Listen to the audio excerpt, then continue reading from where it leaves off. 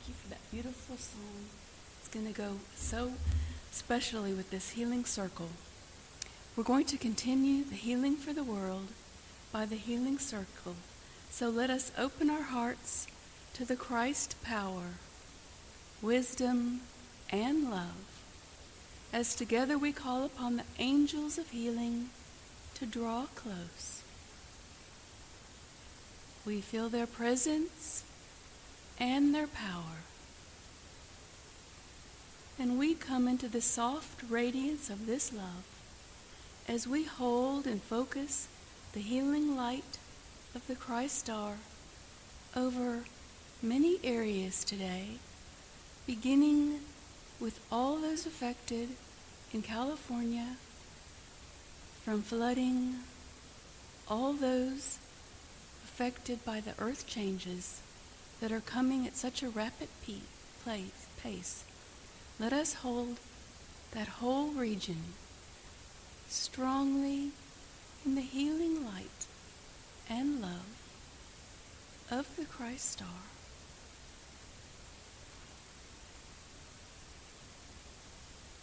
And from one area of our world to the other, we hold all those in the South, particularly Alabama, Mississippi, all those affected by the tornadic activity this week. In any earth changes, we hold them all strongly in this healing light.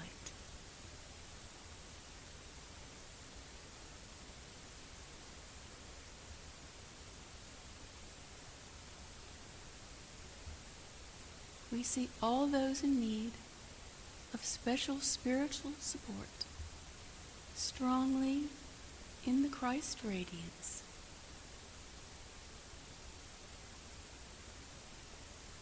And with hearts full of love and gratitude, we give our grateful thanks. Amen.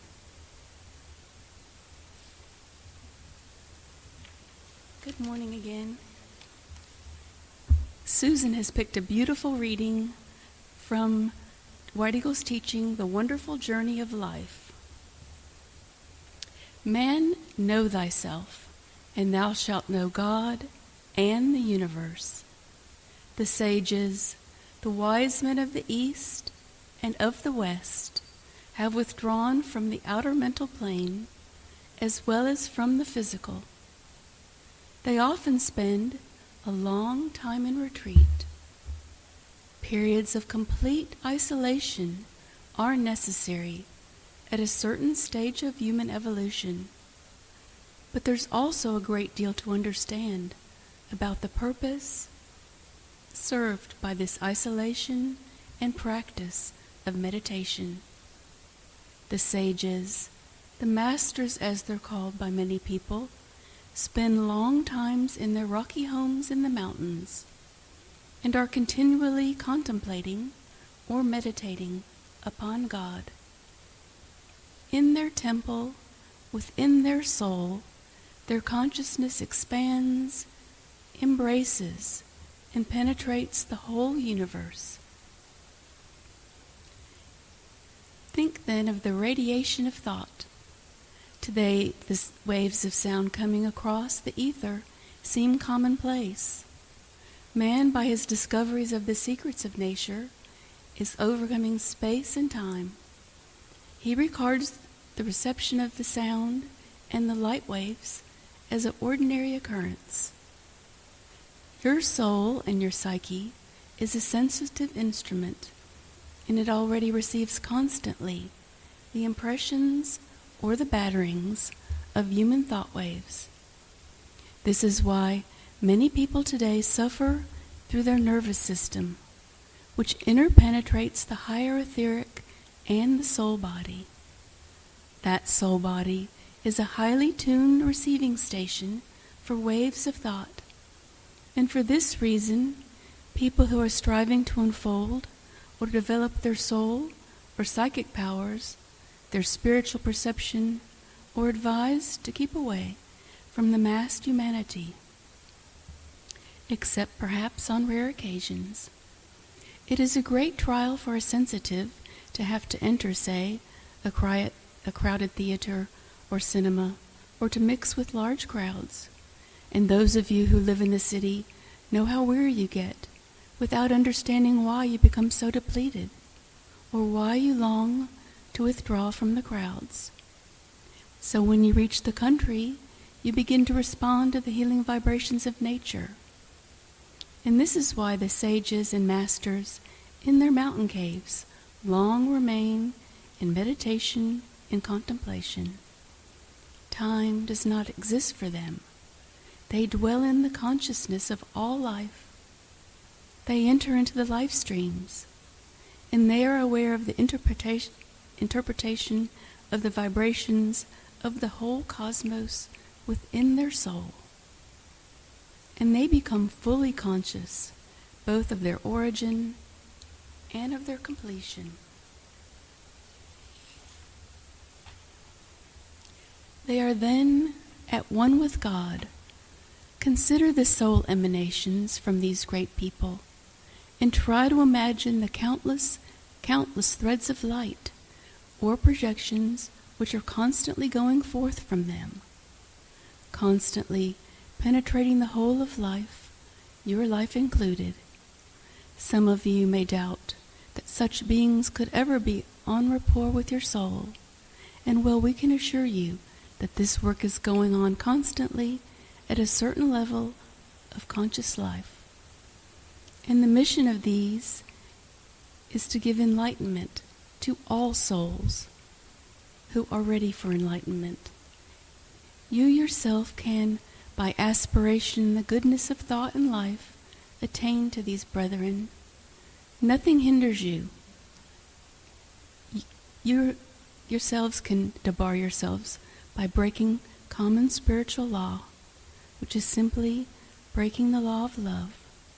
And we have said that there's always one power which is ever waiting to help man in his growth, and this power is a tremendous magnet. Now, we would draw your attention to the glorious Christ star circle, which can manifest in the heavens above the earth. Is it really above the earth?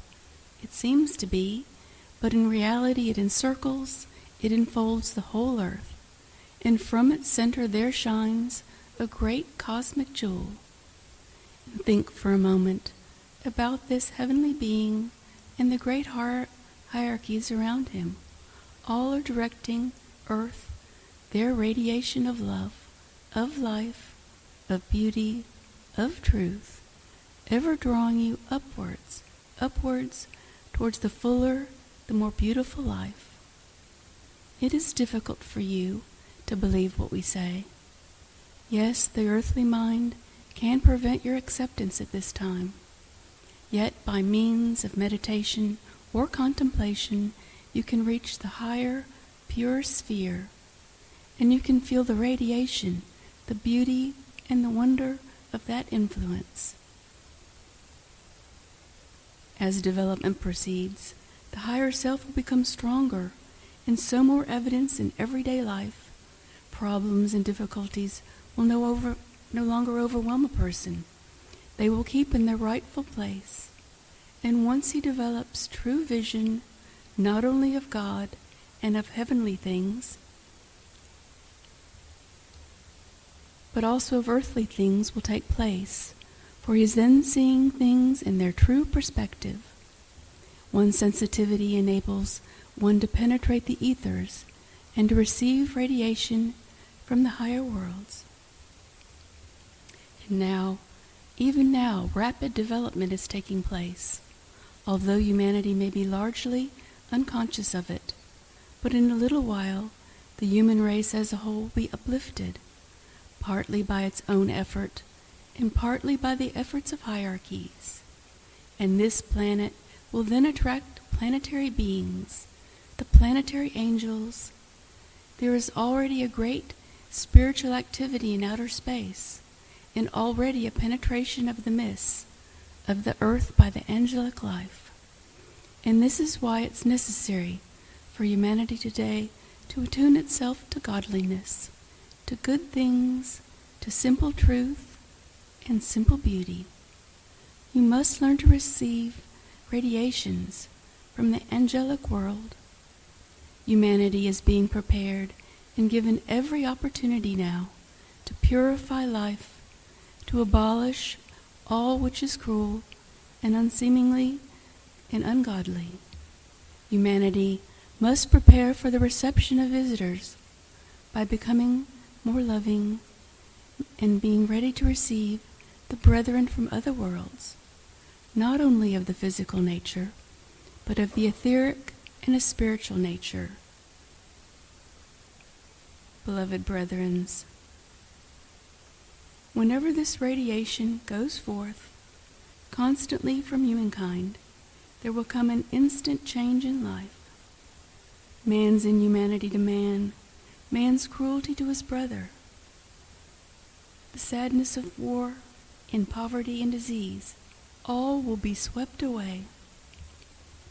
Do not think for one moment that this is a hopeless task. It is not so, but it does need every soul to understand this simple truth. And this brings us to our last point. By now the truth about the spiritual life has been revealed, and you perhaps have cried out to God, and you have searched, you've longed for truth, and a measure of truth has come and has been revealed in your own heart. So soon, perhaps you're going to meet followers on the path of life, and many of them will ask you for guidance, and it is for you to respond. You can be a messenger to them, helping many, many people to understand the whence, the why, and the whither of life. Beloved brethren, do not hesitate to help, by word, by deed, or by thought, your fellow wayfarers on this wonderful journey of life. Amen.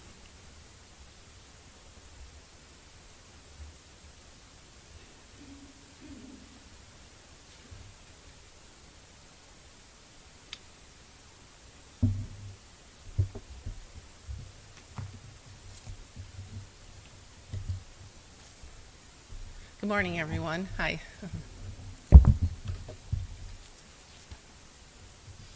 Thank you, Denise. That was beautifully read. I feel like I'm going to speak into silence because I know there are several people here that are in silence. You can feel the energy of that. It's beautiful. So today, the topic I chose is magnetism. And I want to talk about what that is, the quality of it, and maybe the importance also to each of us. So just to start out, kind of talking about a magnet on this physical earth, how it works. So it attracts particles to it, and it repels others. Those are the principles of attraction and repulsion, or the universal principle of magnetism. So if you take an unmagnetized steel bar, put it next to a magnet, its molecules, which before were kind of random, chaotic, willy-nilly, it will begin to align the particles in a south-north direction. That's law on this level. Because magnets are emitting subtle lines of force. So then we come to human magnetism. So the nervous system, too, this is all scientific, science and spirituality are one. So the nervous system transmits scientifically measurable electrical impulses, and in so doing, it sets up its own magnetic field. Everything is magnetic. So we are magnetic beings, and I think as we become and are more aware of this more consciously, we can begin to affect our lives very positively for the good. And I know we're all doing that. This is just a reminder. So we take this metaphor for our lives to understand and take responsibility for where we find ourselves. Sometimes this is very unconscious what our own magnetism is actually doing. We think, why am I repelled by that person? Why do I like this person? Why today I'm attracted and next day not so much? Why did I bring in this experience? How did I attract that to myself? How can I attract something else? Some questions I know we all ask ourselves. So if we consider our own lives, we can see how some things have occurred seemingly out of nowhere. And yet, due to our own magnetic qualities, you can also throw the aura in with that, because the aura is magnetic and is present. I'm not going to use the word aura so much today. Really, magnetism is what I'm focused on, because that creates the aura. So, due to our own magnetism, we have attracted those things. We have attracted those things. So that's where our responsibility lies. And I always think the bottom line is love attracts love. So when we align with Spirit, we are aided in the transmutation of our own, to use a term, our own vortices of energies that have been lodged in our own beings this lifetime and previous lifetimes. So God, like a magnet, is bringing up all that needs to be transmuted, transformed, and in a sense is magnetizing us to Spirit. But we need to do the work. We need to do the work by tuning into Spirit as much as possible. So it's our thoughts, actions, and behaviors that are pushing things away, attracting others. And so, what are some of the ways we can become more positively magnetic? One of the main things, of course, is meditation, focusing on the divine qualities of Spirit. One of the things I've been doing in my meditation sometimes is just taking a quality, maybe something that I think may be missing in my life. Let's say it's peace, kindness, love, patience, whatever the quality is, and I'll meditate on that quality. And what that does, obviously, when you're completing your meditation, you've got that in your field. You are magnetizing more of that to your life. Like for a few days I did peace. I really needed peace in my life, and so I held that, and I began to attract things that were peaceful. I think another thing to become more positively magnetic is to say yes. Just say yes to life whenever it's feasible to do so. It's an attitude. And then simple things like uplifting music, reading inspiring spiritual texts, nature, of course, and anything that makes you, to use directions, that makes you feel up. Now, White Eagle, he used, and Denise read some of this, he talks about magnetism, but he often uses the word radiation. He says, most of you already know that nothing can happen by chance. You are all here because you yourselves at some time have set up a correspondence with us in the world of Spirit. You may not be conscious of this, but as you pursue your investigations, you will learn more about these forces which play on you from a higher life. Every soul living is a child of God and sets up within him or herself a radiation which will attract to the soul either positive or negative forces. And he says that's why in the work of the Brotherhood there's so much focus on control of our thoughts. So that's another way to create more positive magnetism. He said you live in a vortex of forces both positive and negative, and according to your own reactions, your own thoughts, your own response, you will be affected by the many different forces and magnetic currents of thought which are ever flowing around you.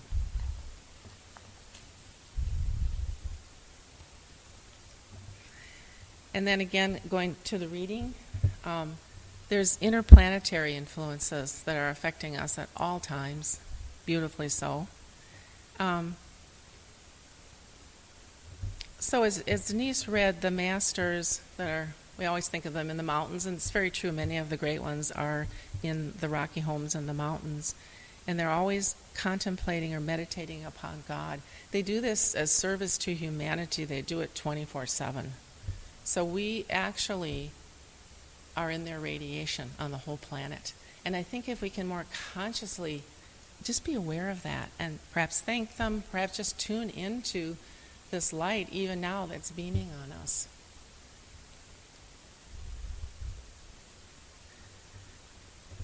And again from the reading, try to imagine the countless threads of light or projections which are constantly going forth from them, constantly penetrating the whole of life, your life included. And then he goes on to talk about being receptive to the radiations from other planets, from the galaxies, from the cosmos. And he said, and this was written back in the 1950s, but he said humanity is being given every opportunity to purify your life, abolish all that is cruel, unseemly, and ungodly. He said we must prepare ourselves for the reception of visitors by becoming loving. We must be ready to receive our brethren from other worlds. And then just kind of a thing that I came upon, I was looking up some of these things, about what White Eagle has to say about all this. And he talks about the polar star. And he said, in the beginning, it was a mighty influence upon human life. But when people began to use their free will rather than tuning into God's will, the whole of life began to change. It caused the spiritual magnetic pole to be a little out of alignment. And he said that has brought all manner of sorrow, suffering, and so-called evil. But he says the positive is humanity is learning once again to return to polarization with the polar star. And when we had the early people of the Polarian age, this was an age of light and brotherhood. And he's basically saying we're going to return to that again. So this sort of wobbly polar star spiritual energy with all of us, raising our consciousness, doing all the work that's being done all around the planet is gradually bringing that back into alignment. And some of you may know a little more about this than I do. I was trying to find currently where that sits, that polarization. Okay, and that's actually our six-pointed star. It's the brotherhood symbol.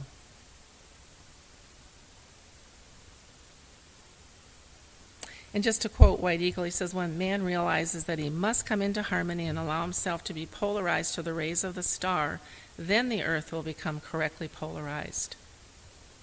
And so basically what we're saying here is we've got these wonderful energies coming at us from our own planet, and we also have beautiful energies being beamed upon us from other galaxies, planets, in particular on this brotherhood, Venus.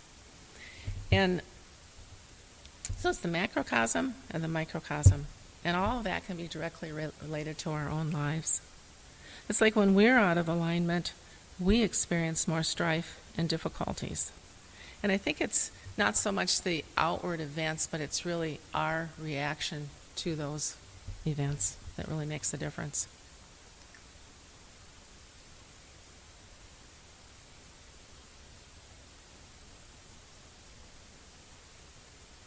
And White Eagle talks about all of these wonderful influences and then how we respond to them. And he had one sentence 3 times in this piece that I read. And so I thought, okay, that's I need to pay attention to that. And he said, we must respond from the very depths of our being to the vibrations of the Logos, and we must do it now. Not tomorrow, now. He said, we cannot teach, but our words may help to stimulate certain vibrations in you. The assimilation of truth lies in your response to divine vibrations. So he says, do not sit and merely listen to or read what we say, but endeavor to respond from the very depths of your being to the vibrations which the heavenly hosts are bringing. This is the purpose of the visitation of angels. This is why illumined spirits return to the earth.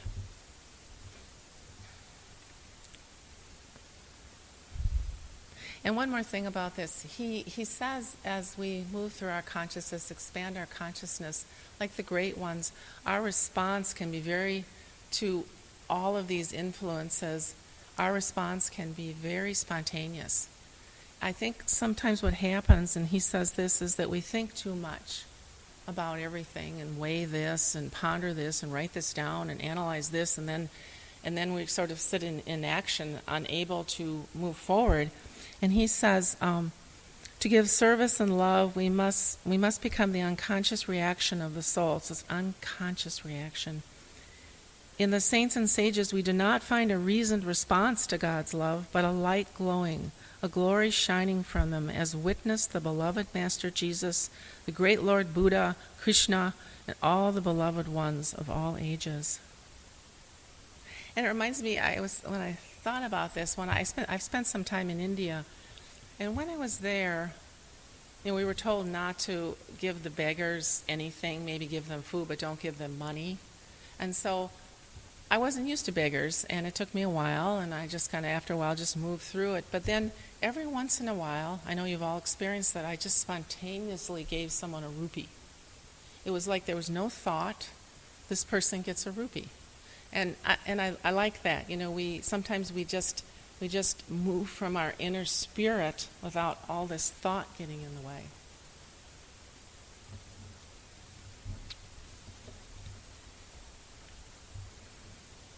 So the key here is being conscious of the principle of magnetism as we respond to everyday life and we respond to the cosmos.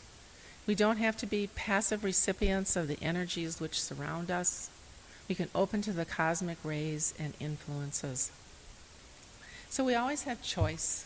We do have choice in our thoughts, our actions at each moment. And are we attracting the highest we can through our endeavors with spirit, or are we descending into negativity? It really is a constant vigilance we must keep on this path. I always say, is my energy going up? Is it going down? It's a real key to me. And then what you can do, if it feels to be headed downward through a situation you are in, a TV show you might be watching, a word from someone or someone who didn't give you a word, notice that and then take action. We don't have to be passive recipients of what's coming to us. Change the channel. Politely walk away from a negative person or a situation. Focus on the light. Send out the light.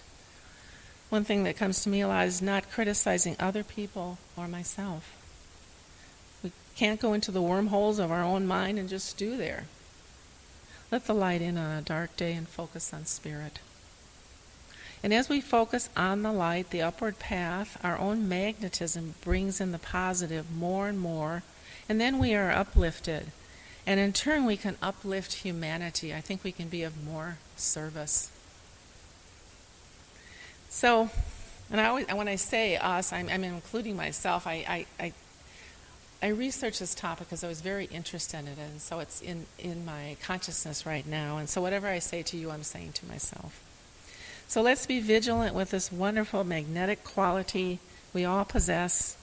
It's being fed by spirit. Make sure we're attracting the very best so we can be of service. And certain negative energies can simply not find a place in your consciousness when you are magnetized to the light. It just sort of bounces off. It's like water off a duck's back. So these are challenging times. And let's be magnetic for the forces of good. We can attune to and develop our own magnetic power for good, for the planet, for humanity. And remember always that love attracts love. Thank you.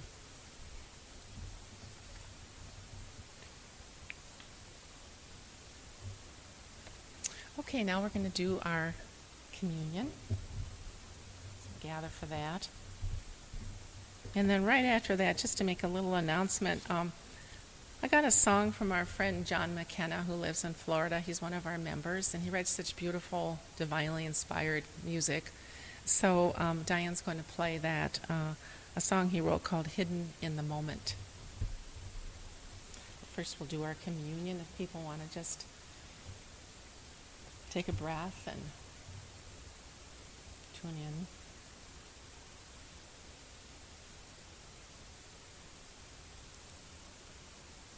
So we raise our hearts in prayer and thanksgiving for life, for the wondrous love and wisdom which guides our lives. Eternal Spirit, our hearts pray that we may be caught up in the power and the light of the glory, that each may hear the singing of angels and feel the brush of their wings. May the inner vision open for all companions here assembled, and may the lotus cup of communion be filled to overflowing with thy Spirit. And also, thank you so much, the great ones of our planet. All the wonderful light and love that we are receiving from you today and always. thank you for all the support and the light beaming upon our planet, within our lives. And help us to keep on keeping on, overflowing with your love and peace. So we take this lovely communion and feel enriched, revitalized,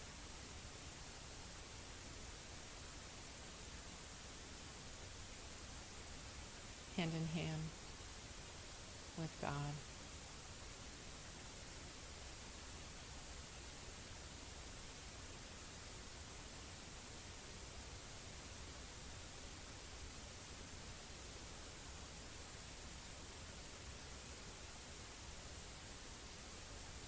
Thank you for the light.